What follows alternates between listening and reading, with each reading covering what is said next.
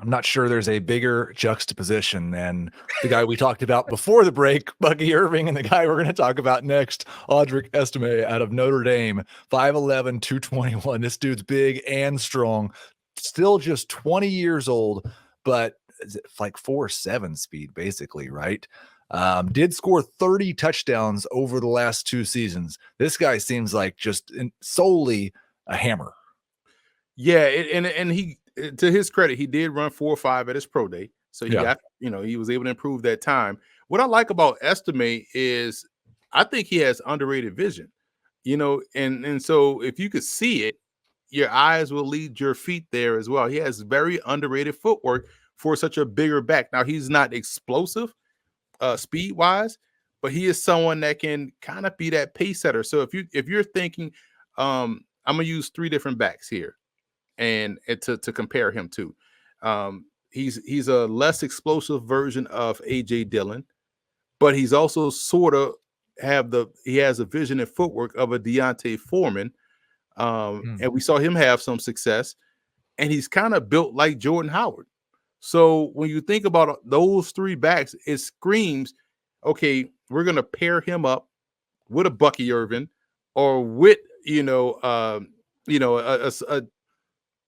Dylan Laube or a Will Shipley, and get the best out of both guys, because I do feel like what he was able to put out on film is impressive, especially when you watch him against Duke, when you watch him against Notre Dame, and I'm sorry, against Clemson, and you watch him be able to pick and slide his way through, find an open lane, and yeah, he's a one-cut downhill accelerator, but those are the type of guys that nobody wants to tackle for 60 minutes. And so he's gonna have a 21 carry, 98-yard game, and be very productive in that role.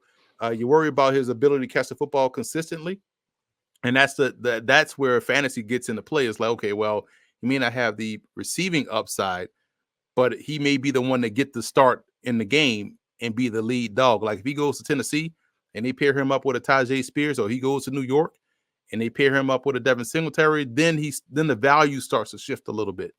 Right. I think it's, that's a complicated relationship that fantasy managers have with that trio. AJ Dillon, Deontay Foreman, and Jordan Howard. So I want to get into the less explosive AJ Dillon, because he has some traits, I would assume, also that are, because a less explosive AJ Dillon with all of the rest of AJ Dillon's traits, probably not playing in the NFL for very long. What are the things that you would say that he's better than AJ Dillon at? His footwork is a little bit cleaner. I was able to go scout Dillon live up at Boston College, and Dillon as a younger player was legit like man, you got to make somebody miss, bro. Like you just can't plow into human bodies consistently over the course of a game. Right. And then him as a later player, as a junior, as an upperclassman, it was like, okay, he dropped a little bit weight because he was legit 250.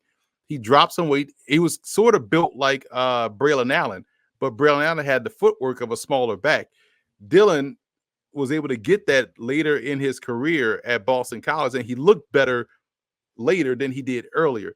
Estime already has that footwork, but the issue is, and the same thing right now with Dillon. Both are primarily front side, play side runners.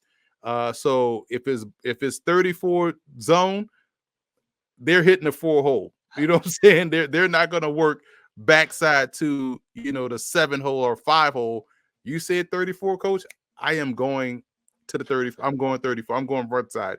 And that's where if you beat these guys to the spot first, they're kind of dead in the water. But if they beat you to the spot and they're able to pick up that momentum, that's when we see the big bruising runs of them either squirting past a linebacker or running through arm tackles in the lane.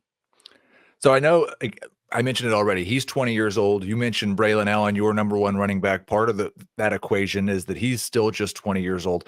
The age for these running backs, is it entirely about how long their runway is in the NFL, or is it easier to project growth from a skills perspective for a guy with less experience, a 20-year-old versus somebody who might be 23 or 24?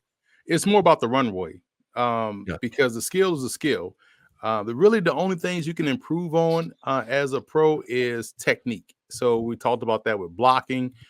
You can become a little bit more comfortable catching the football, but it's still maybe not as natural.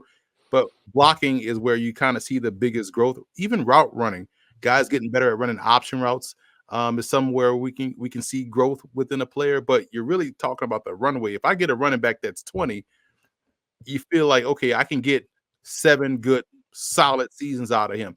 The problem, the two backs that we're talking about that are 20 are technically considered bruisers, right?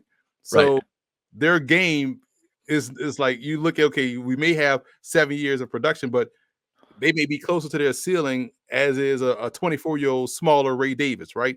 Because of how they run. So you want to see them develop a little bit more wiggle. And I'm glad this is one thing Jerome Bettis talked about, the difference between LA Ram Jerome Bettis and Pittsburgh Steelers Jerome Bettis. He realized his second year in LA, like, I can't keep doing this at this rate. So when he got to Pittsburgh, he dropped a little bit of weight and developed a little bit more wiggle, which kind of helped him not take as many direct shots. That's where these guys will have to really develop their game. I think Allen does it a little bit better right now than Estimate.